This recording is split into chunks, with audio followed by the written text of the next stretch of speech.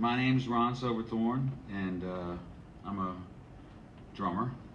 Usually I'm behind a set of drums up here, so this is a little different.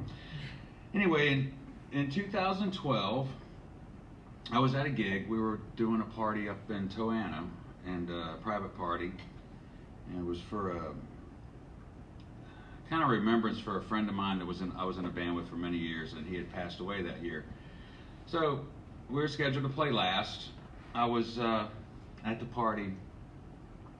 I don't drink much. I don't drink at all anymore, obviously with pancreas surgery, but I think I'd had a beer maybe, and I started feeling just really bad. My stomach started feeling really bad. It was April 21st, 2012. So we were scheduled to play last. I think there was about 6 bands that night. We were supposed to play last. I got up on stage. I played, I think, 3 or 4 songs, and I couldn't play anymore. The pain, I thought it was my back. It was back here. So we went home. The next morning I woke up and I was sick, and really sick. I mean, to the point where I told Sherry, my fiance at the time, I said, something's wrong. I got to go to the hospital. And I don't go to the hospital. Until this happened, I had never spent the night in the hospital ever. So we went to the emergency room, Centera, right up here in Williamsburg. And it must have been really obvious. They took one look at me, and I was in the waiting room for less than 5 minutes, so if that tells you anything. They said, getting back there. So they took me back there. Doctors all rushed in, and it turns out that my gallbladder had given out. They said it was sludge. There was nothing left of it. So they removed the gallbladder. Everything was fine. I stayed in the hospital for 2 days and went home and figured it was all over. A couple of days later, the surgeon called and said they needed to talk to me. So I went into the office, and 2 surgeons come in, and they have this look on their face, and I'm like, okay, something's bad here. And they said, we found something when we were doing the follow-up, and it was a mass on your pancreas. And I said, well, what does that mean? And at that time, I hardly even knew what a pancreas was, honestly. I mean, I knew we had one, but I didn't really know what it did. So they said, it's a good possibility that it's cancer. And I knew what that meant, and that's pretty much a death sentence these days. So anyway, this is where everything started to get a little strange. It seemed like everything that happened from this point on was steered in the direction to get me to exactly where I was when all this happened. There was a very simple procedure called an ERCP. And what had happened is this tumor was blocking the common bile duct on my pancreas. I'm not going to get into a bunch of this because that's about all I know. So anyway, they did that, and for some reason the surgeon couldn't do the procedure. He tried twice and couldn't do it, and he said he didn't understand why. He's done these things all the time. He's never had a problem. Sent me to another surgeon at Centera, same thing. We don't get it. We don't know why. So they referred me to VCU. Anyway, that's how I ended up at VCU. I had this surgery called the ERCP. When I got up there, I asked the doctor up there, I said, so what if you can't do it? He looked at me really funny. He said, what do you mean? I said, what if you don't do it? And he said, we're going to do it. We're doing it right now. So get that done. They started doing biopsies. They started doing biopsies in May of 2012. We did them all through the summer, and every single one came back the same, inconclusive. So I had a really good relationship with my surgeons up there, and I asked them from the beginning to be 100% honest with me. I didn't want sugarcoating. I didn't want anybody to make me feel good. I just wanted to know the truth. So I asked him, and I said, after about the 4th biopsy, I said, so what do you think? He said, well, I'm leaning towards cancer. He said, that's what it's looking like. So I prepared myself for that. Sherry and I went on a long vacation up to the mountains right before the surgery, just in case. I wanted to do something really good and positive. And then I decided this is going to be a positive experience no matter what. I was going to go into this 100% the best patient in the world, do everything they tell me to do. So we get this surgery scheduled for October the 22nd of 2012. It's called a pancreaticoduodenectomy, and it's a Whipple procedure is the common name for it. And what they do is they go in and they cut about a third of your pancreas off, some of your stomach, some of your liver, a lot of the intestines, and they put everything back together. So it's about a 12-hour surgery. So I always think about that. I mean, they're tag teaming, they're taking lunch breaks while I'm laying there. I mean, 12 hours is a long time to be on a table.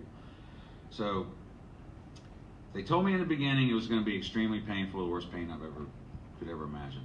So I get out, ICU for 2 days. Once I get out of there, I get into my room.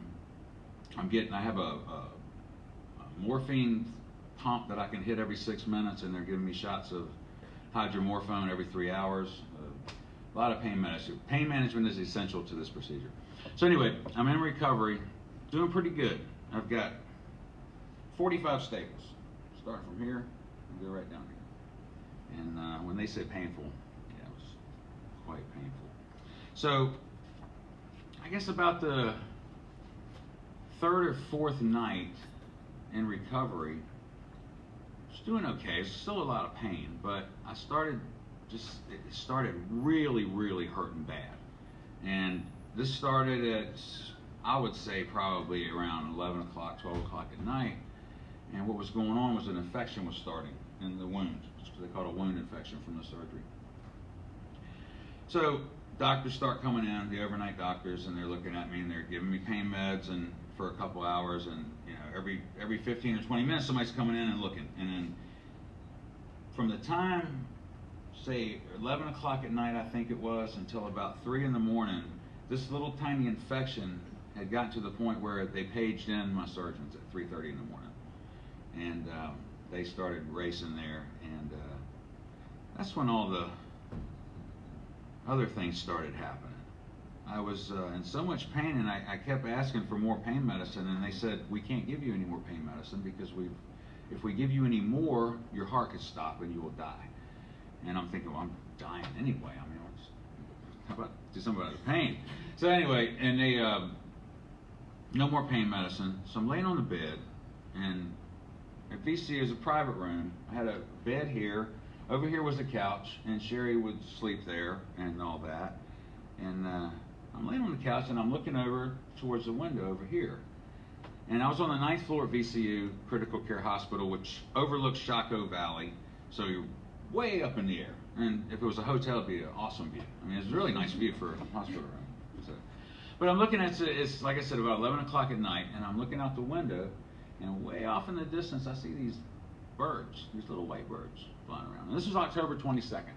In fact, it was the same night when Hurricane Sandy was passing us and heading towards New Jersey. So, because I remember all the talk about that. So, I mean, there really shouldn't have been birds out there. 11 o'clock at night on October, it was cold, and they were flying around in a circle way off over the valley. And I'm watching them and thinking, that's kind of cool. And they keep coming closer. With every circle, they're getting closer and closer. Then, all of a sudden, these birds are in my room, flying around. And I'm laying there. Why are there birds in my room? And keep in mind, I wasn't on any medication at this point. It was gone. I mean, I was just in pain. So I'm watching these birds, and then I start seeing these other little lights, like fireflies. And they're kind of start buzzing around in the room. And I'm kind of amazed and confused. And what's going on here, you know? So next, I'm laying on a bed, and I look around. Okay, everything's still here. I got all my tubes hooked up. I got Sherry over here. I got the nurses station over here, the little window they can watch you out of. Well, then I look down at the end of my bed, and these two little eyes come up, and they're looking at me. And I'm, hey, what is this? It's this little thing that I can describe as like a fur ball. It's like a cat or a rabbit. It starts coming up on bed, and I look around, and there's these little animals are everywhere. And they, I wanted to touch them because they were the cutest little things. I mean, I love animals. I have cats and dogs and pet birds and all that stuff. So I say the more people I meet, the more I love my dogs most of the time. So anyway, I'm trying to pet these little animals, and I can't touch them or anything. So I'm just sitting here amazed at all this. And the next thing I know, I was up here with these birds, and I'm looking down, and I don't actually remember looking at my body. I think I was paying more attention to everything else that was going on. I know a lot of people that I've talked to have said that, you know, they see their self, but I just don't think I was looking in that direction. But the hospital floor faded away.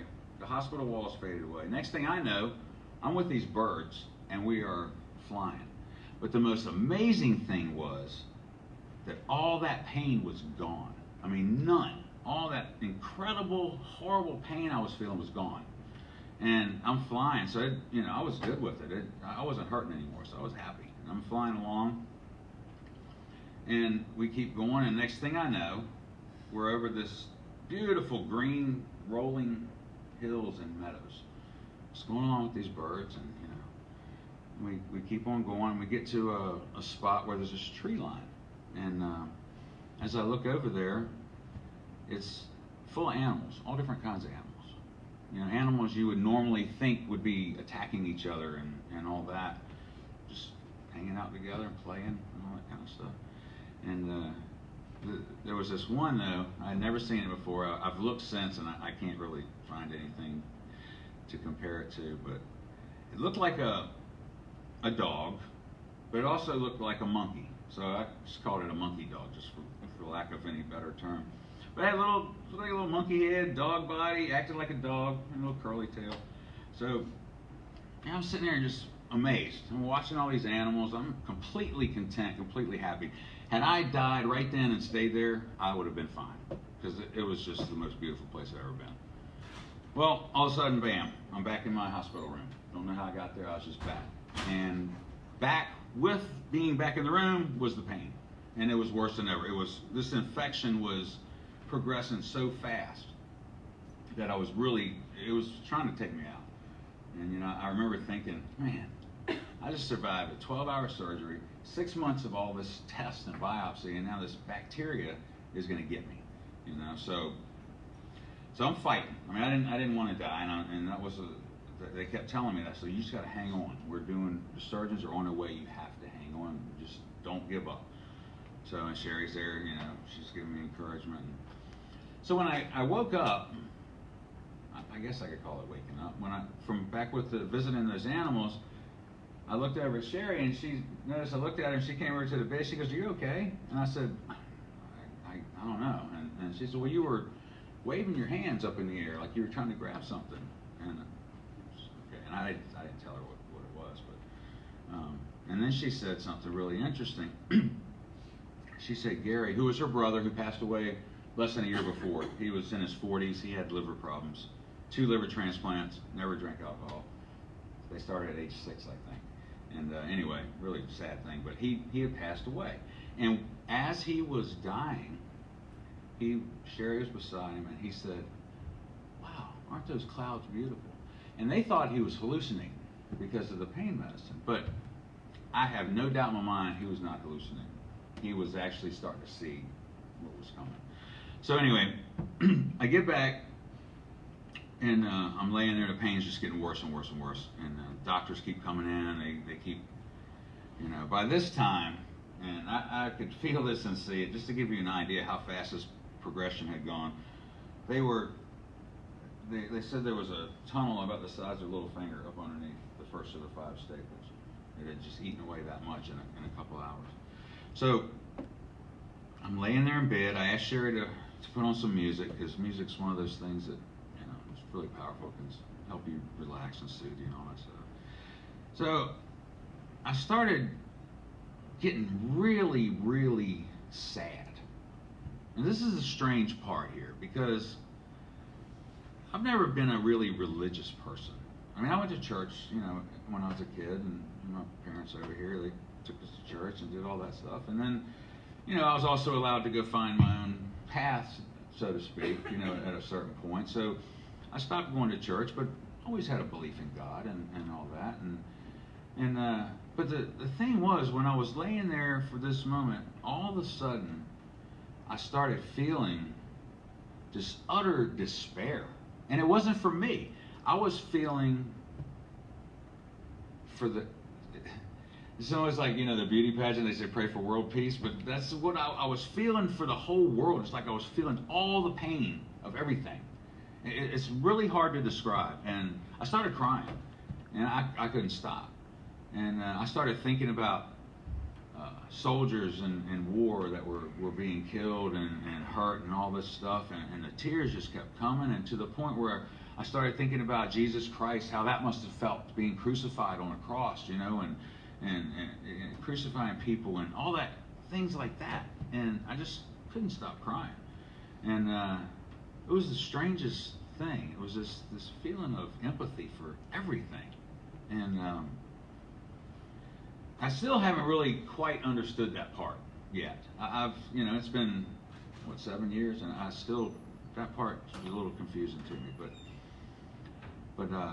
so that after that little thing, then next thing I know, I'm floating again. I'm up here, and this time I do look down and I'm seeing the room, because I'm looking around going, okay, well, there's Sherry, there's the door, there's my bed, there's me, and there's the tubes and all this stuff. This time, everything faded away again. So I looked up, and there was a star or a light up on my ceiling, and I'm sitting there staring at it like this. And there was 2 of them, and then there started being a whole bunch of them. And the next thing I know, there's just millions of lights, stars, and then these faces started coming towards me, and all these smiling faces, and these until there's this one that's coming towards me, and I could tell he was coming to me, and the guy looked different. He didn't look human. He had a different shaped head, and he actually looked blue to me. But when he got to me, there was this feeling of, this was my best friend for decades that I haven't seen in a long time, and that was the feeling I got. And this is a good time to explain a little something here. I'll be saying told me and talking to me and things like that, but the communication wasn't verbal. Take, for example, everything I've said up to this point happens just like that. It was just this connection, but there was still sounds. There was sounds. I heard music. There was people everywhere. There was things going on.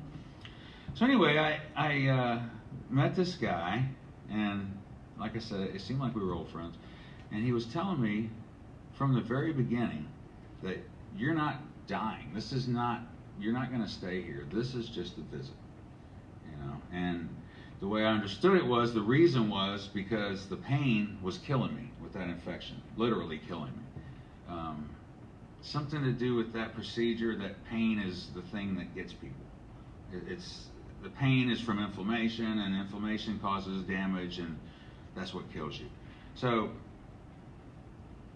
right from the beginning, I knew.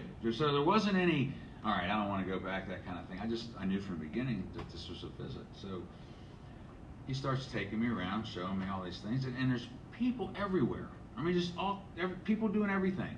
And the feeling that was the most incredible, overwhelming thing was, there was this feeling of love from everybody. There was no hate. There was nothing hateful at all going on. Now, people were disagreeing, and they weren't, you have to necessarily like everybody, but you can disagree with somebody without being hateful. And that's, it wasn't there. And that was the biggest thing of this whole experience, was the love. And, just this, kind of like if you have any dog owners here, if your dog when you come home, your dog always comes to you and loves you, It's that unconditional love. So we're going through, and I remember seeing all these little lights or stars, whatever they were, and if I wanted to go over there, you were just there. It was like, there's no physical body, but the love, and then also the pain was completely gone. There was no pain anymore. And I want to emphasize this too. When I made that transition, which there wasn't a transition really, it was just one breath, and then the next you're just there. But I was still me. I still knew my family. I still knew Sherry. I still knew I was in the hospital. I still knew that I played music. I mean, I was me. I was no different than me standing here talking to you now. I was the same person. Nothing changed except for the physical body. So we were going around showing me these different things, and I go into a lot more detail on what I saw in my book, but the thing was, after that, we went to this white room. I ended up in this white room, and it reminded me of a train station. It was this big room, and to one side there was obviously, it seemed like windows or something over here, and then the other side there was this long hallway that kind of faded into nothingness. And then I noticed, standing in the middle of the room, were these four what looked like warriors or soldiers or something. They were standing there, and they had one of those little monkey dogs with them. It was really kind of cool. But there was a guy who was obviously the leader, and there was a woman, and there was two other guys, and they were all standing there like they were on duty or something. So I went up to the one, the leader, apparent leader, and I asked him. I said, "So, you know, who are you? What are you guys doing here?" And he said, "We're here to guard against evil." And I asked for a little more explanation, and I got a little bit, but not a whole lot. So, but the interesting is where they were standing. This area went into like a void. It was like nothing there. And so anyway, they didn't have a whole lot to say to me, but we after that, I kind of ended up back in my room again. Just all of a sudden, just back there in the pain still. So, as amazing as all that was, here comes the fun part. It was getting close to, I'd say, about 3:30 in the morning, and I knew I was dying. I thought, I was on my way out for real, because this infection was incredibly fast, and I could tell by the frantic pace everybody was working around me that it was really bad. So my first surgeon arrives. I had 3 surgeons, but 2 of them came that morning. The first surgeon arrived, and he came in and talked to me. He said, how's it going? I said, man, I don't think I'm going to make it. He goes, what do you mean? I said, man, I don't think I'm going to make it. I think I'm going to die, because I feel it. He said, well, we're gonna do what we can for you. And a few minutes later, my other surgeon arrives, and with her comes about, I'd say, 6 or 8 people. And, you know, nurses, orderly, whatever, the guys, the strong guys. And so she comes in and takes one look at this, and she must have touched it or something, and I made some kind of noise to the point where she said, I never forget it, she said, that's it, I'm removing staples. So she started clipping, and I heard a nurse say, are we prepping him for OR? She goes, no, there's no time. And then another one said, should I call anesthesia? We don't have time, we have to do this right now. So they start laying out the tools, and I get 4 people, 1 on each arm, 1 on each leg, and they're standing around me. And she leans over me, and I'll never forget the look in her eyes and the words she said to me. She looked at me in the face, and she said, I'm going to try to beat, and she stopped. She said, no, this is going to hurt. About that time, they held down my arms and my legs. Now keep in mind, no anesthesia, no pain medicine, no operating room. This is in the hospital room. She clipped out 5 staples, and she took that knife and started cutting. And I was wide awake. And excruciating doesn't even begin. Doesn't begin to explain that. You know, you see in the movies and all that people, you know, you get in so much pain that you pass out. Well, I didn't pass out. And it just, I was screaming. If you can only imagine, I have a wound here that's so infected that it's just oozing stuff all night long, and she's sticking a knife in there and digging. And they're holding me down. I'm gripping the bed rails, and they've got my arms, and my teeth are gritting. I'm gritting my teeth so tight I thought they were going to break. I really did. And they're telling me, just relax, just relax. Like, yeah, okay, just relax, right? You know, and I probably said it just like that too. I'm sure I had a few choice words to say at the time, and I mean, I was screaming, and you know, and so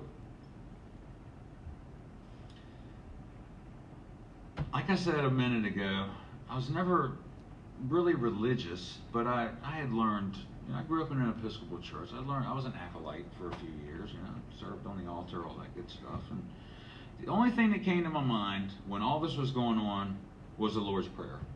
So I started saying it, and the most amazing thing happened. As I'm saying this prayer, I start feeling better. And she's still cutting. This took a while, and the pain starts to go away. and I'm laying there. Okay, I'm being cut on here, but it doesn't really hurt anymore. And I looked up, and behind this wasn't a giant hospital. It was a normal hospital room. So we had probably 6, counting the 2 surgeons, probably 8 people in there working on me. And behind them were standing 8 or 10 people. And they were just standing there, like in a semicircle. And I remember thinking, okay, well, this is VCU. It's a teaching hospital. It wasn't uncommon to have students watching procedures. But these weren't students, and they hadn't been there a few minutes before. They just all of a sudden were there. And all of them were standing there smiling at me. They were just smiling. And as I'm being operated on, wide awake, with no anesthesia, pain medicine, anything, I start feeling good. Not just better, I start feeling really good. Like the best I've ever felt. I felt so good that it was hard to imagine that somebody was cutting on me. And as I'm watching these people and they're smiling at me, and then all of a sudden, somebody jumps on my chest. Just hops up on there and sits there and says, "Hey!" And I looked at him, and I don't know exactly who it was. I could tell they were like a relative or something. And I said, I remember saying, well, "What are you doing here?" And he said, "Well, I'm here because I love you." I said, "Well, that's all great and everything, but I'm kind of busy here. Would you please get out of the way?" And anyway, whoever this person was, they moved aside. And then, as I'm laying there, feeling okay, the foot of my bed, this glowing light starts coming up. And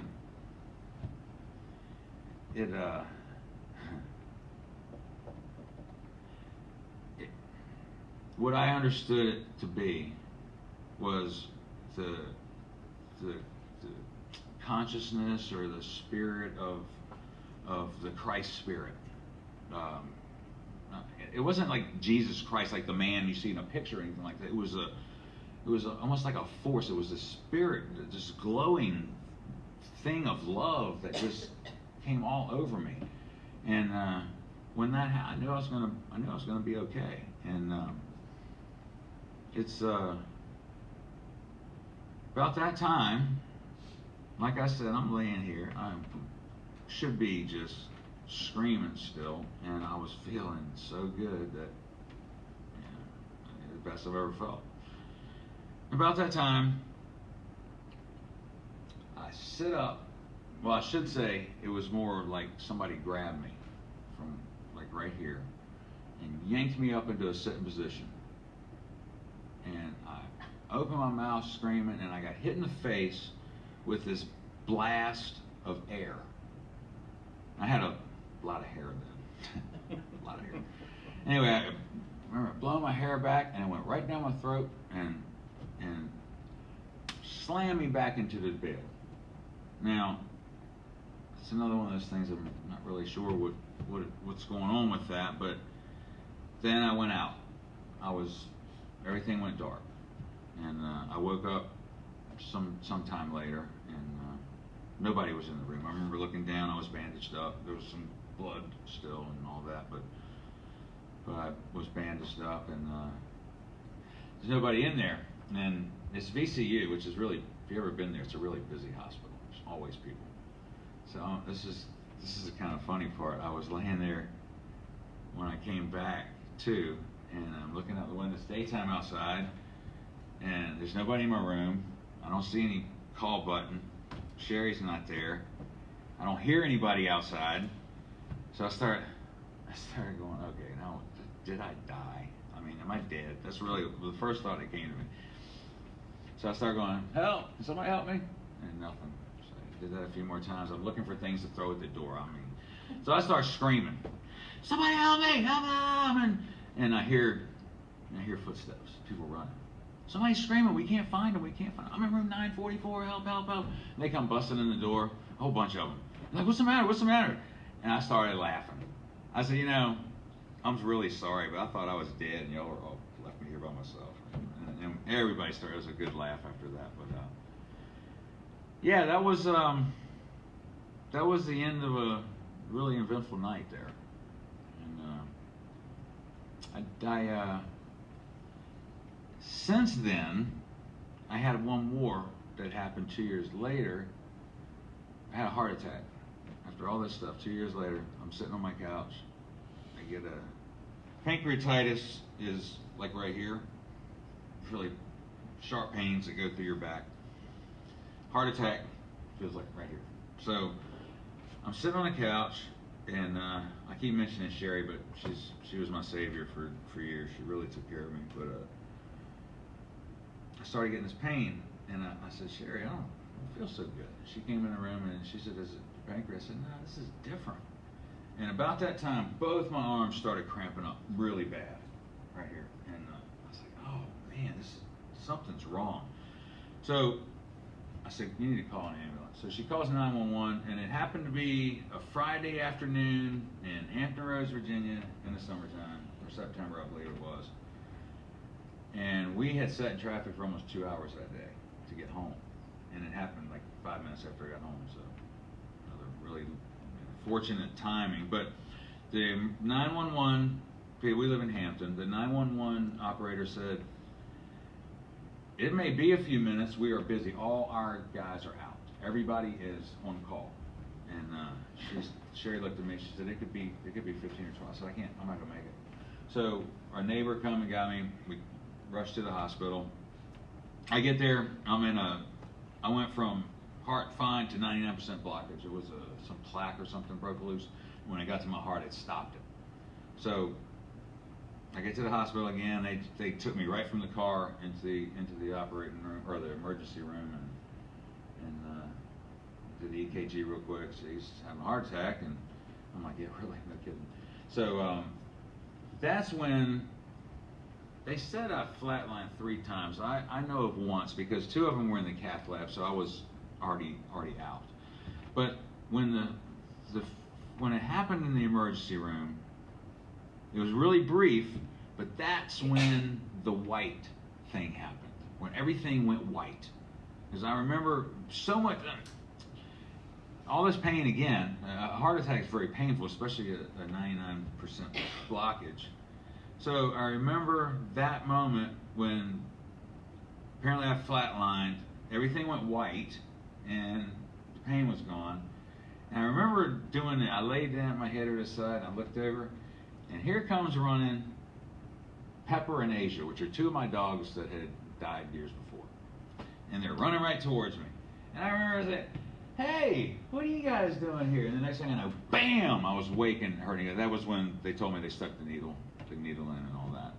So that was really interesting because, like I said, it was really brief, just for a second, but that was the white experience when everything just yeah, that was what happened. That was my little experiences there. So, and I'm still nervous, daggone it. I can't believe this. You're doing great. So, I've noticed some things that have been happening recently, and since all of this, I wish I had a video screen so I could show you guys something. I shouldn't even said that.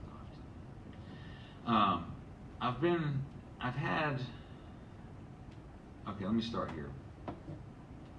When Hope was talking about people not sharing their experiences and everything, I've been in the middle of something just recently, like within the last couple of days. In fact, I'm right in the middle of it right now. As you know, I said I'm a musician. I have a recording studio in my backyard that I have built, and it's really nice. Got some nice equipment, really nice. I can do professional recordings right there at home now. I'm just spending thousands of dollars to get stuff recorded.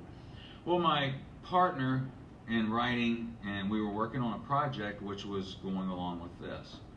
Well, all of a sudden, out of the blue, he says, I can't do this. This is after 2 years. This was 2 days ago. He said, I can't do this. I said, what do you mean you can't do this? He said, well, you know, man, you're talking about seeing lights and, you know, seeing all these things. I don't know, man. I was like, Mike, what are you talking about? And he says, I just don't know if I can take this. And it's really disturbing because, you know, here's somebody who is supposed to be one of my best friends that I thought believed me, you know, what I was saying, and it turns out that he doesn't even have an explanation. I asked him, I said, well, can you at least tell me what happened so I could, you know, maybe fix the problem or, you know, whatever. He goes, I have a text message on my phone. It's like the last one he sent me. And he said, all I can tell you is I quit. I can't do this. So I've noticed that with other people. And this is the thing that up until I wrote my book, after my experience, I didn't want to know about anybody's near-death experiences because I was writing this book and I didn't want to be influenced at all. So I remember calling my dad and I said, can you come over here because I really need to talk to you about this. And I hadn't told anybody. I hadn't even told Sherry. She was sitting right there while I was going on. And so he came over and I remember, this is my dad sitting right over there. So he said, I remember asking, I said, look, I just need to ask you one thing. I said, I need to tell you something and I have to get it out, so please don't say anything. Because, you know, dads are, they're going to give you advice, which is great. I mean, so. But he did. He sat there, he didn't say a word, and I got it all out. And he said, well, you should write it, you know. And I said, okay, I will. And I did, and I didn't, like I said, I didn't listen to anybody's stuff. But since then, now I'm really interested in it. I've been talking to Ellen Dye over at Virginia Beach, like all the time now, which is it's really cool because somebody like her who has been in this for a long time, hers was in '85.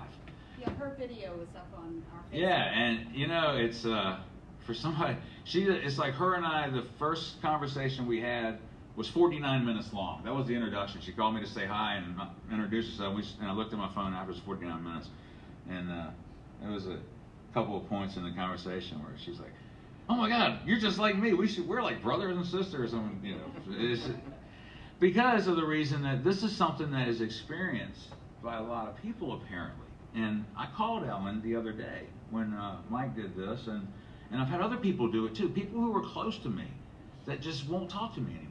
You know, even some family members look at me kind of funny.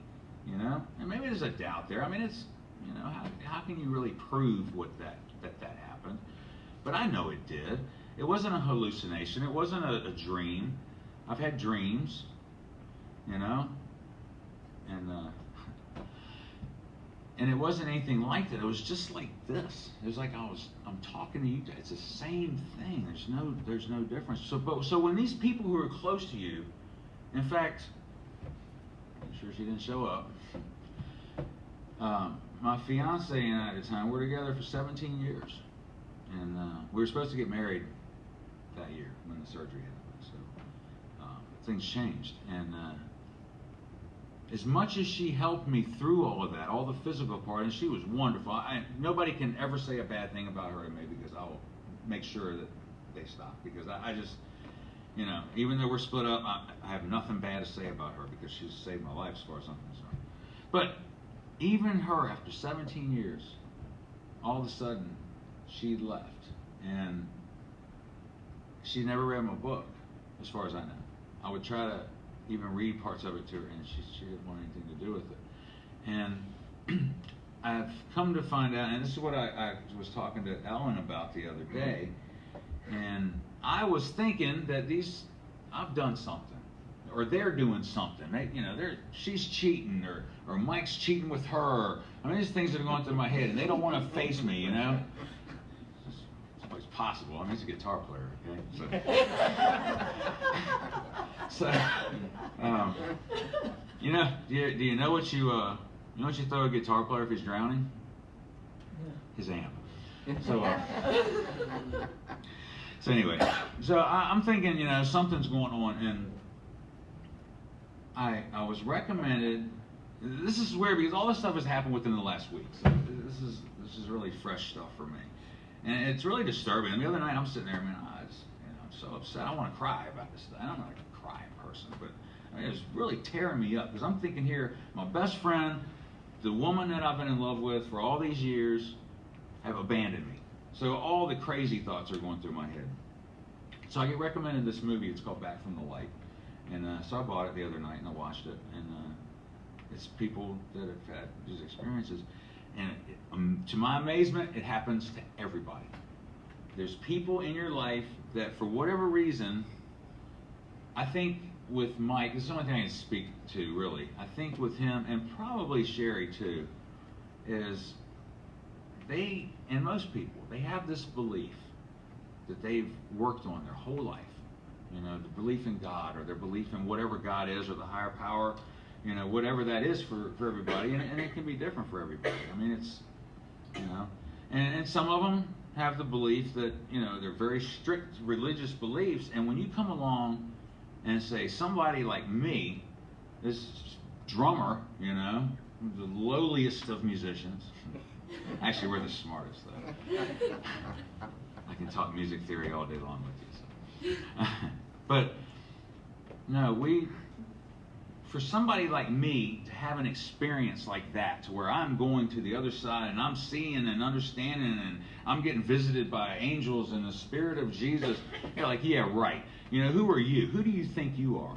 And that's the attitude that I get from some people, and I think that's why so many people, including myself, I quit talking about it. You know, when I first wrote that book, which was, I guess, a year later, it took me about a year, I guess, and I wrote it on the Colonial Parkway. I found the most beautiful spot up there. I went up there every day with my computer and sat there overlooking where this beautiful country began, and I wrote my book. It was a very inspiring book. Anyway, so, you know, the thing is how can somebody like me, you know, who's a starving musician, whatever, you know, I've done my share of bad things in life, and nothing to hurt anybody, just stuff to myself. You know. Musician, you can imagine some of the things. The cliches are mostly true. So anyway, I just, that's something that's just really, really difficult to deal with. And I think the reason I'm talking about it right now is because it's happening right now. And 6 years later is now when I'm starting to, you know, because I put it down for a while, because I never preached. I didn't go out there and say, hey, guess what's coming after you die? And all that. That's not me. If somebody wants to hear about it, I'm happy to tell my story. You know, and if you don't believe me, that's fine. It doesn't bother me. You know, because that's, you know, everybody's got their own beliefs, and they have to, you know, eventually you'll find out, you know, what happens. You know, everybody does. And but I can say from what I saw, it's the most beautiful thing that ever happened to you. It's we don't die, you know.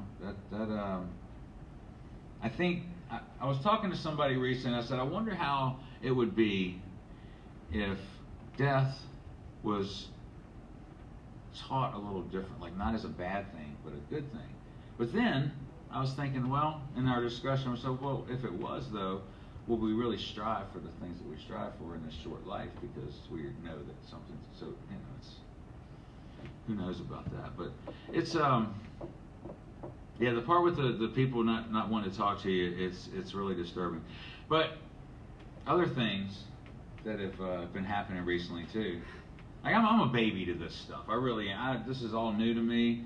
I had the experience 7 years ago and 6.5 years ago, and like I said, I kind of just put it aside a little bit. And then that night when I called you, my mom had called me. And she said, there's an article in the newspaper, there's a woman in Williamsburg speaking about her near-death experience. I mean, I don't care about all this stuff. Not really. So, just out of curiosity, I looked up, I called my mom back, okay, what page is that on in the paper? I'm on. Yeah, I said, what page? She told me, so I'm looking in the Daily Press and I couldn't find it. So, you know, I'm a pretty good computer guy, so I just searched it. I put in near-death Williamsburg speaker, and it popped up to her page. And the first thing I saw was this little phone number, and so I called it. And then that's how I met. It was just this really strange little thing, because I had no intentions of even. I didn't even know this group existed. I had no idea. But it's nice, though. I mean, it really is. It's nice to start meeting people who are have had similar experiences. And one more thing that has started to happen very recently, and as like I said, I'm a drummer, musician, so one of my part-time little gigs is delivering food and lunchtime. I do it like 3 days a week, short gig. Money's actually not bad. So there's another little joke for you. How do you get a drummer off of your porch? Pay for your pizza. So that's such a common job that, you know, they even have jokes about it. So I've noticed this happened yesterday. I was, what's today? Saturday? Yeah, it was yesterday. I had just worked for like 2 hours. I still have physical things from this. In fact, 2 weeks ago, something happened with one of my medications, and I fell flat on my face. I passed out. There was some reaction. I've never done that before, and I fell out and busted my lip up, busted my arms up. Really scary, but I think we got that fixed. But so I only work a couple hours a day usually, 3 or 4 days a week, just a little part-time thing. But anyway, so I make these deliveries, and I'm starting to really learn to go with my gut feeling. And this is something that's really gotten strong since this experience. It just keeps building and building. So yesterday I pull up to this spot. It's at the shipyard down in Newport News, and there's a gate here, and everybody comes out of this gate that orders for this number, right? Everybody. So I pull up on the other side of the road, and I'm grabbing the stuff out of the car, and something says to me, I bet you anything this guy's going to be on this side of the street. So I walk over to the other side of the street where all the people come out of. My phone rings, because I just talked to the guy. He goes, where are you? I said, I'm in front of 46th Street, 42nd Street, whatever it was. And he said, you got a ball cap on? I said, yeah. He goes, I'm over here on the other side of the street. And he was right where I said, I guarantee. It's weird. And then it's starting to happen all the time, even at the job especially. I'll pull up and there'll be 20 people standing out there, and I swear to you, I bet that's the person right there. And it is that person right there. It's just this intuition thing. You know, I'm not gonna say I'm a psychic or nothing like that, but it's this intuition is incredibly strong, and it keeps getting stronger. And it's getting to the point where, and I think this is, I'm gonna go back to the thing with my friend Mike, whatever we are now, I don't know, but yeah, excuse me for a second, it still upsets me, but anyway. That, see, I get into that kind of thought and I lose what I'm thinking about, because that's really negative stuff. But what was I just saying? Your friend Mike, something about yeah, intuition. Thank you, Susan. Appreciate it. These are family over here, so they're when we have our thing on Monday, Memorial Day, they're going to tell me everything I did wrong. I would say that your intuitive response is growing. Absolutely, and you know, to the point where it's getting to where, and the reason I brought Mike up, I got it back now. The reason I brought Mike up was because I can tell when he's lying to me.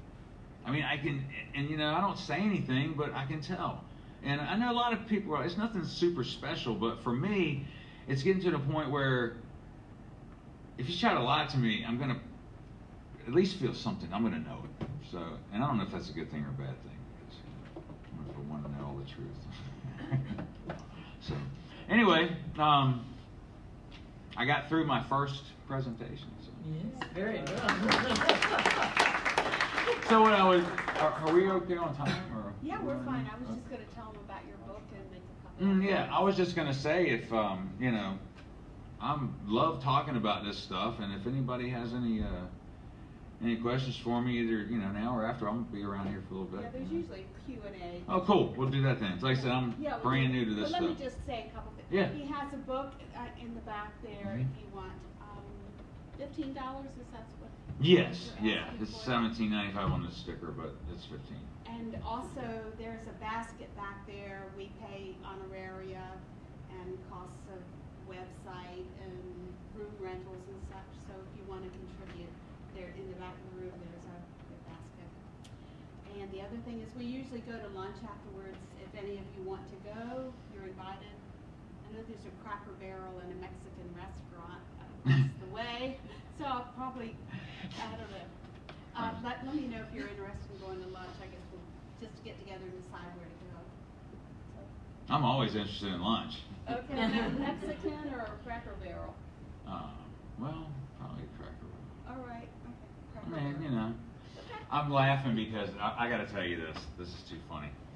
Right before we came in here, I asked my mom and dad. I was like, "Okay, there's a lunch thing. Like, this is my first meeting ever. Okay, I've never even, but this is my first meeting. So, not just presenting, but my first time. So, it's actually cool. I like it. But you're going to be in Virginia Beach. Yes, on the 8th, June 8th. Yeah, the workshop. Talk in the morning, a workshop, and then the next day at. Are you going to do the church? Church too? thing too. Yeah. And I told her I'll do it all. That's great. You know, once I get used to this part, y'all better watch out. I was thinking maybe I sit up here behind my drums and I even have a really nice piano now. So, but I'm working on. I'm actually. I don't know how far along I am in the music. A good ways. I'm working on an audio version of my material, and music. That's my thing. I write in classical style music, contemporary, whatever, all over the place. So I've been writing this music since. It's another thing that's very interesting that's happened, and I know this happens to all artists. This isn't just a musician thing, but it's just for me it is because that's what I do. But I was working on a project for a while with some music that not really meditate. I guess you could call it meditation, but the music that I was developing, I did a lot of studying on this. And for a while there, I don't know if any of you ever saw this. There was this thing that came out. It's a complete. I won't say complete, but the prices they were charging is a scam. They're having these white noise sounds, and they charge you like $100 for this one sound, and it puts you in a state of mind to where you can receive all this. But anyway, it may work, but for $100, I mean, I don't know. But I've been working on this stuff for a long time. The vibrations and the frequencies. I mean, that's what everything is anyway. It's vibration and frequency, and even the ancients would use this. They would actually use sounds for levitating large stones and things like that. And everybody's seen where, the voice that breaks the glass. I mean, that's just the certain vibration that causes that glass to actually break. And so there's what I've been working on, and I've been not struggling with it, but just working on it for a long time, trying to get these sounds, also be interesting music, but incorporate these different sounds and vibrations that can help you get to like an alpha state, I guess they call it, to where you're sort of not dreaming, but you're not awake. You're kind of in between, and that's when your whole mind can get clear, which is an amazing feeling. It's really hard to get rid of everything that you're doing all the time and all the distractions in the world. But when you can do it, it's a refreshing feeling. And I've actually managed to get this to work, and to the point where, with myself, I have this was before I had a CD that I had, I think 30, maybe 35 minutes worth of this original music that I had composed and played and all myself. And I put the headphones on, and I would do the techniques that I was trying to use with it, the deep breathing mainly, along with the music, breathe along with the beats, and the rhythms and all this. And within 2 tunes, I was out. I mean, I could just completely relax to the point where there was nothing in my head, which might not be that hard to do, but. So anyway, and since this, the experiences and all these things that are happening, it's coming together now. It's to the point where just the other night I wrote one and put it all together, and I was listening to it last night as I was trying to relax a little bit for this, and it's good stuff. I mean, it's all about like I said, the vibrations and the certain tones, because music is a very, very powerful tool, powerful to the soul, because music is of the spirit, it's of your soul. And can also be negative, you know. I mean, you hear some music, so-called, sometimes, and it makes you feel just really, oh, what is that noise, you know? And there's a reason for that. So, anyway, if I didn't get into a music lecture, that's I just want to point out that that's coming soon. So, yes. Anyway, good. Yeah. Did I do okay? Yeah, it's great. You're not gonna fire me? So, does anyone have any questions? Yeah, any questions? Anybody? I'll be happy to. There's one over there. Oh, hey. You had mentioned if more people didn't fear death, Mm-hmm. potentially what they would strive for in their life would change. With what you've been through, what you strive for in life now, has that changed since before you went through things? That's a really good question. Fear death? Yeah. Yeah. The fear is definitely gone, and it's what I strive for now. And this may sound really simplistic, but it's such a 180-degree shift. You hear people say 360-degree shift. Well, it's on the circle. It's 180. It's what I strive for now is, as much as possible, and I have to catch myself sometimes, is positivity. Positive vibrations. I mean, you know, in love, I've been doing this. That is really what I would love to see more people get along with each other. I think this hate thing that's going on right now is just unbelievably destructive. And it seems like it's, I don't know, maybe it's what everybody has to work on, you know, here. We're all here for something. But I see everything now. Perfect example. I have a perfect example for that question. All right. I relate this to my music because, obviously. So when I used to prepare a show, write up a set list or prepare my solo parts or whatever, this is what I would think. I would say, okay, all right, we're going to have an audience. They're going to be in their 25 to 35, 40-year-old range. All right, what are they going to like?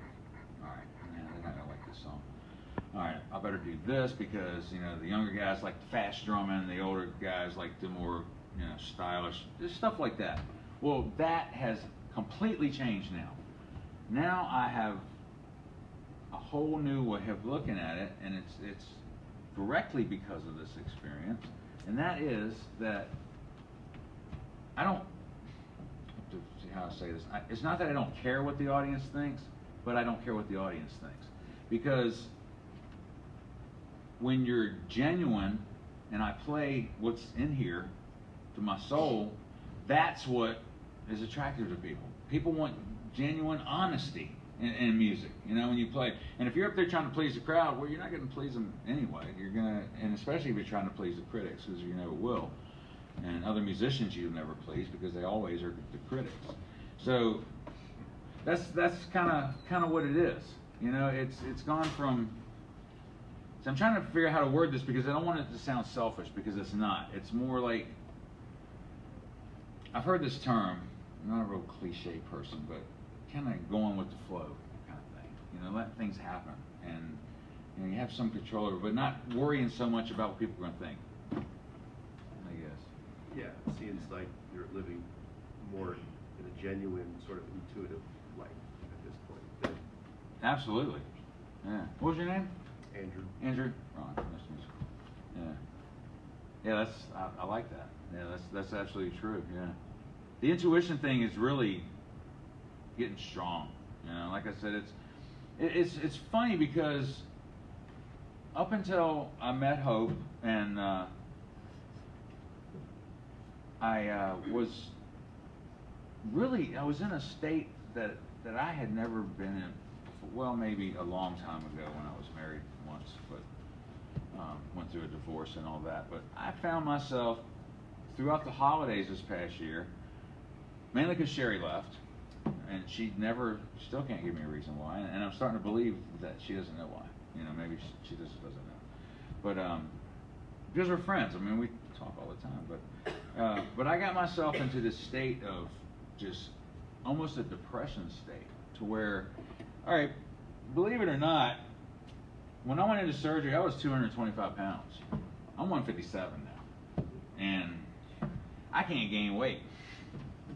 People were saying, "How do you do it?" And I said, "You don't want to do what I did to do this, okay? Trust me." But no, I keep going to the doctors, and they keep saying I'm perfectly healthy, and my heart's like a 30-year-old, and you know my pancreas is healed, and everything's healed, but I just can't gain weight. So last night I went out and bought clothes because I swear to you, I have pants that are 38s. These are 30s. So, yeah. So I have a whole closet full of clothes. So yeah. Just a question over here. Yes, I'm sorry. This is not my personal belief, but just stuff I've heard. What would you say to doctors that would say these near-death experiences are states of conscious, the coping mechanism that maybe your mind goes to deal with what's happening, and not so much, it's kind of invented in your head, so it's the way your brain will go protect Right. itself. I mean, I don't know. You know what? Honestly, I don't know either. I mean, I've heard that, and like I said, what was it, 2 months ago when I first talked to you, something like that? That is really the first time I've ever started getting into that kind of thing, you know, really, because for one thing, I didn't want to know it when I was doing the writing and stuff. I just wanted to know what was in my head and what was coming out, but I don't know. I honestly, I'm not trying to avoid the question, but I honestly don't know how I feel about that because I've heard that, you know, and I've seen, I remember watching, there's a program out called The Story of God that Morgan Freeman does, and they were talking about that. In fact, one of the guys that was here was on that show. David Bennett. I found out later. And, yeah, so that's really interesting. I mean, I'm like I said, I'm kind of a baby to all this stuff, and I'm really interested in learning about that, you know, and anybody else can shed any light on that. I'm happy to hear that too, because, you know, but what I can say about it is I think in the past it probably would have bothered me. Like, come on, man, you don't believe me, that kind of thing, but it's okay, you know, because I think that's a lot of what this organization is about, is trying to figure out, because it's Association for Near-Death Studies. You know, it's not just about near-death experiences. It's about trying to figure out. And for the reason I mentioned that Morgan Freeman show, other than Morgan Freeman's voice, is just you can just listen to him for hours, you know. But no, it's because they're doing that. They're trying. There are scientists and doctors that are exploring that part.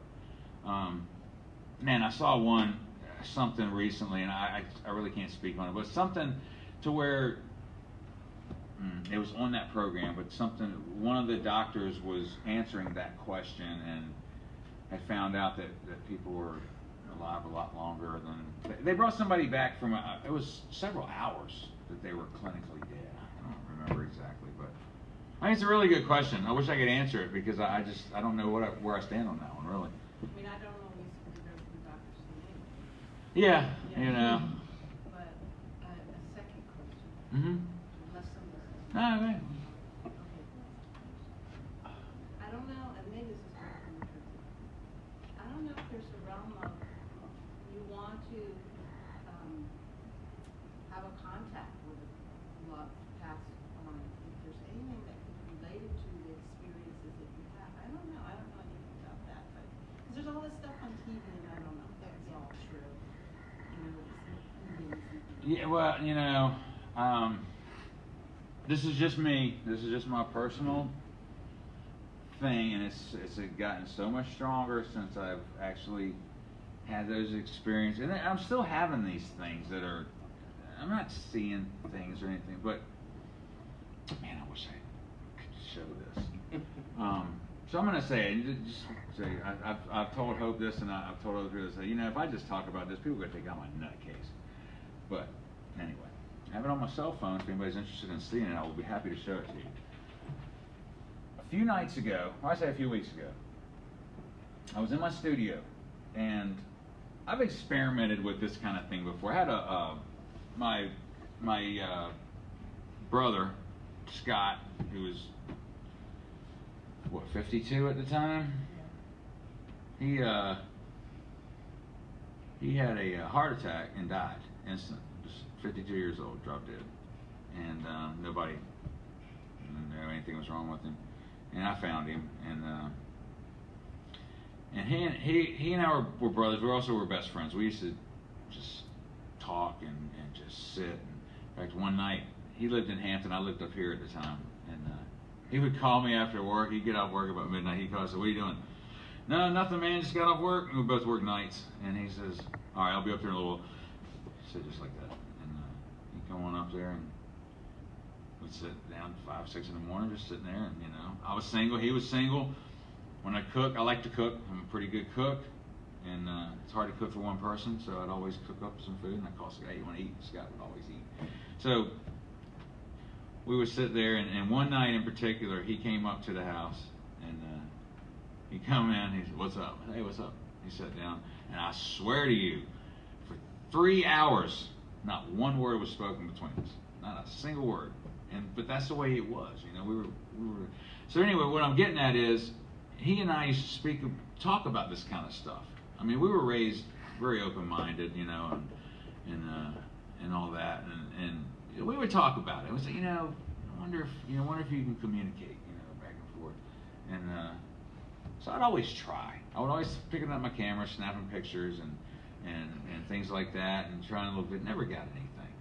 A couple of times I get the little orb things in the pictures of the house that I live in now. So, and in my studio, never anything, because I have a corner that has my brother's picture and a trumpet of his. He was a trumpet player. And, he was also, had 3 black belts. He was a samurai. He was the guy you would never expect to drop dead. So, I have a little, tribute thing for him in there, because he was supposed to be part of the whole recording studio. So, I always, every once in a while, grab the camera and start taking these little pictures.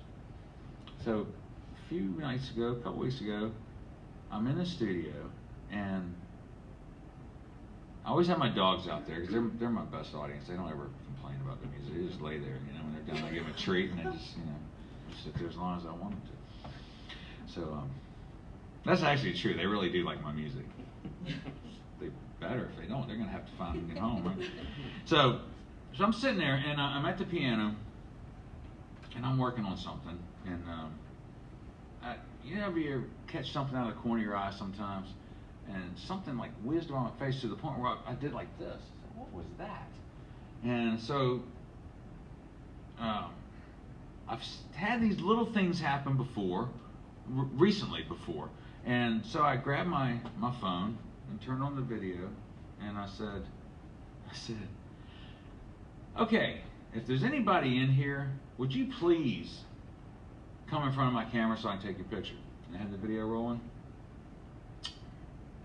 Anybody wants to see it, I'll be glad to show it to you. I had 2 seconds later, and I'm so glad I got this on videotape, because this is something new that's just starting. This is really interesting stuff. 2 seconds later, this ball of white light comes right in front of my camera, does this, and then shoots off. And then a second later, it goes right up through the ceiling. And I've got it on videotape. And it's right over top of my drums and everything. So, whatever that means, there's things starting to, whether it's there, that it's always there, and then I'm just now starting to catch it. But then a few nights later, the dogs weren't in the studio, they were in the house, and I heard something. And my studio it's soundproofed, it's no windows, for obvious reasons. I got a lot of stuff in there, and so there's no way that anything. I heard something move over in the corner, and I don't have rats or bugs or anything like that. And so I stopped again, and I'm looking at the same thing. I said, "All right, are you guys back or something?" So I grabbed a camera, and sure enough, there's a whole bunch of these little things flying through. And I've got video on all this stuff, so I'm working on getting that figured out. So all kinds of really cool stuff. In fact, just so you, I don't know if everybody, well, when this phone comes back on, if anybody really is interested, I've got it right here, and I'll show it to you. But all this stuff is starting to happen, and it's been 7 years since I've had that thing happen. So I think it's got to be all connected. Yes, sir. These synchronous events that you're talking about, all these things are happening. Mhm. Is it happening more frequently as of late? Yes. And since coming and speaking with us and revealing this too, it seems like everything's kind of synchronizing. Mhm. Coming, Yeah. working. Yeah, it's fascinating, really. I mean, and that's why I said with the video part, I mean, I don't know what it is really, it's something about digital photography or whatever, but for some reason, and when you guys look at this, you see what I'm talking about. It's really amazing though, and I have no idea what it is. I really don't have no idea, but I do know that, like you were saying, the intuition thing is, you know, before I probably just would have thought it was a gnat or something, you know, but now it's kind of like, man, that was something. What was that? So I'm getting really interested in this stuff now. So you may have a new researcher on your hands. Just look. I know you're dismayed or unable to understand Sherry's and Mike's reaction and stuff like that, or an inability to go there where you're going. Right. Have you been surprised or pleasantly surprised by anybody who you would have thought would not, but it's like... Yes. Mm-hmm. That's funny that you said that, because just yesterday, the day before, there's somebody at work, this girl at work that she's at the restaurant. She makes sandwiches and just somebody. I hate to judge people like that, but I've known her for a long time. But I never thought she was, really think about that kind of stuff. Anyway, she needed a place to stay, so I happened to have a room and I could use the help. And since Sherry and I were splitting all the bills and all that, and this is a friend, there's nothing going on, nothing like that. But it's the kind of person that I figured, okay, she's a waitress or whatever. Not that that means anything, but just from knowing her for so many years. So last night, we're sitting there, or night before last, not last night, sitting there talking, and I kind of had laid my book out, well, it was sitting on the table because I was rereading it, and she didn't really, pay. I said, here's my book. She said, oh, that's nice. I said, okay, well, that's kind of what the response I figured. Well, the night before last, we're sitting there, and I said, check out the studio, come on out. She came out of the studio, and we're sitting there for a minute talking, and all of a sudden, she goes, something came on the TV or something to do with this type of thing, or maybe I mentioned it. I know what it was. I showed her the flyer for Virginia Beach, and she's looking at it, and she goes, man, I'm really into all this stuff, and all she starts talking about this stuff. So yeah, and that's somebody who's basically just come into my life, you know what I mean, and meeting Hope and all this. I had no idea.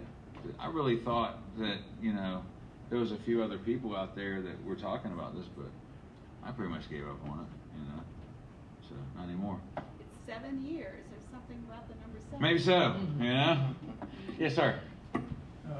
I was introduced to Hope almost a year ago, I guess, when I moved up here. My NDEs, I had 4 of them. Mm-hmm. Went back to 1962. And I'll mention to you just a couple of things. One thing is, I think about them every day. Every single day, my NDEs come through my mind.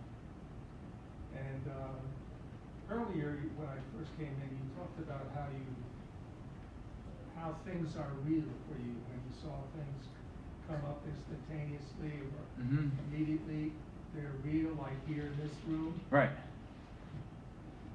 That's exactly the same way with me. I would be introduced instantaneously to a situation.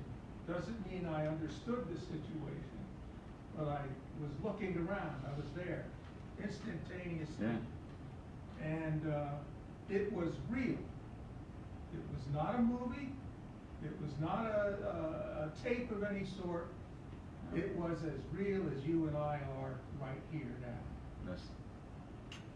When this lady talked about whether or not things come about that are true or scientific or cognitive evidence for this or that, I frankly am not interested at all. What I am interested in is where I have been and what I have seen and what I have heard. Whether or not they're realistic, For me, they are. Yeah. And I hold on to them every day of my life. And it's changed me in many ways. But that's where I come from with some of these things that people ask. Yeah, It's a real that's good. situation. It is, and I have to agree. I do think about it every. It's it's so much a part of me now that how can I it's part of my life now. Man. It's what was your name? Wayne. Wayne. Yeah. And his videos, there's 2 of them up on the Williamsburg Friends of I. Oh really? Okay. Facebook, yes. Good. See, this stuff is so cool, man. So I don't think our video worked today, so I don't think it's. Well, you know what? That But makes I'm sense. gonna say, it's good. It is working. Good. But also they'll be live streaming him as well in a week or so. I'm gonna tell you something funny. I don't know how much this happens to anybody else, if anybody else, but Hope mentioned something the night I was going to meet her for the first time. I'm using this little GPS on here. I get 1 mile from the turn. All of a sudden, my GPS starts doing something weird. I'm 2 miles past the turn, and it says make a U-turn. So I go back, and then it gets near this place again, and it does it again. So by this time, I'm doing the old-fashioned way, reading the address. So then the other night, I tell you, I get to I'm recording some stuff, and I have some really nice recording equipment, some state-of-the-art stuff. And all of a sudden, I get these weird little noises in there, but they don't come into the recording, so I guess it's okay. And I didn't tell you about this, and my emails started going completely nuts. I'm trying to send emails to people, it's coming back not sent, and I was sending some to Ellen, and she sent me, she goes, I got this same email like 10 times. I was like, well, I'm saying it's not working. That night, what I didn't tell you about was that night after I went out to my car, and I pushed the button for the window, and I swear to you, the window started going bzz, bzz, bzz. Something's, I don't know. But you know what? It could make sense. I mean, it's all energy. Maybe the energy's screwing up my computers. Yeah, I have I've read and heard and somewhat experienced electromagnetic disturbances can occur sometimes often to people that have NDEs afterwards for various reasons at various parts of their life too. Yeah, this is something that's just starting, as far as I know. I mean, like I said. That's true. That's one of the commonalities, and they can't wear watches sometimes. Really? That's Electronics funny. get all messed up. Well, that makes me not feel so bad, because I was pretty good with the computer. I couldn't figure out why my emails were just going nuts. It was just the other night. You got another one. Oh yeah. Yes. Do you believe that you've always had this natural ability to see things, but because you didn't believe in it before, you weren't seeing it? Maybe you had a near-death experience and maybe not care so much about what other people thought. So now, because you don't care so much, you're seeing things you didn't see before. Like maybe you potentially opened up your third eye, if you will, or Yeah, I see what you're saying. I don't know about that, only because, just to give you as far as believing, well, my dad over here, he was a NASA guy his whole career, and the library at our house it's about everything you can imagine, from psychic abilities to UFOs to pyramids, all this stuff. So I was always, like, not so much into the stuff, but I never disbelieved. You know what I mean? It wasn't like I don't believe in that stuff. I always tried to keep an open mind. I think that's the way we were all raised for that. So I'm not sure about that, because it wasn't I didn't really think much about it though, before this. And see, I'm from what I've been reading and listening to videos and all, I think it seems to me what happened to me was, I don't know, nobody in the hospital said that I died, and I was hooked up all the time. I had tubes and monitors and everything, until when the surgeons came in and started doing it. Now I was almost dead. That was a fact, I was dying, and that's why they had to do that surgery so quick. But to me, it seemed like when the other ones were happening, I was definitely out of my body, and I was definitely going, but nobody seemed to notice, which is kind of, It was kind of strange. I mean, it's like I was, but I don't. Like I Time moves said. differently. Hmm. Time moves differently when you're in that state. Yeah. Yeah. Yeah, that's true. Yeah. See, that made me think so much. Yeah. Yeah, I just wanted to comment, I haven't had an experience, but relating back to the doctors saying, you know, I'm looking at this, a lot of them explain it as dying neurons, Yeah. firing hallucinations, medications and all that. I think that it's like people can make the jump from faith to believing in God, and it's like believing in this. It is there. It has happened. It is That's real. right. And I haven't experienced it, but Yeah. I have full 100% belief in it. You know. And you know, Yeah. I kind of mess with some people sometimes about this. I'm sorry, I'm leaning over like this. I still have a little bit of medical issues hanging over from all this, but you talk about belief and everything. I won't say that I didn't believe in God, but to me, I was always searching. You know, I remember for the longest time, I'm trying to, okay, man, I want to believe this, and I'm pretty sure that there's something there, but I don't know. I mean, I just don't know, and that I always was kind of searching for that, and I went through some really dark points in my life, and had some little things happen to me just to, kind of sway my belief. But after this experience, I'll tell people, do you believe in God? No, I don't believe in God. What? So I know. It went from a belief to a knowing. Mm-hmm. It's not a belief anymore. It's like, somebody said, do you believe that, what's your name? Mike. Do you believe Mike's sitting in front of me with the sling on the arm? No, I don't believe it. No, I know he's there because I'm seeing him. That's what it is Mm-hmm. for me now. It's it's changed.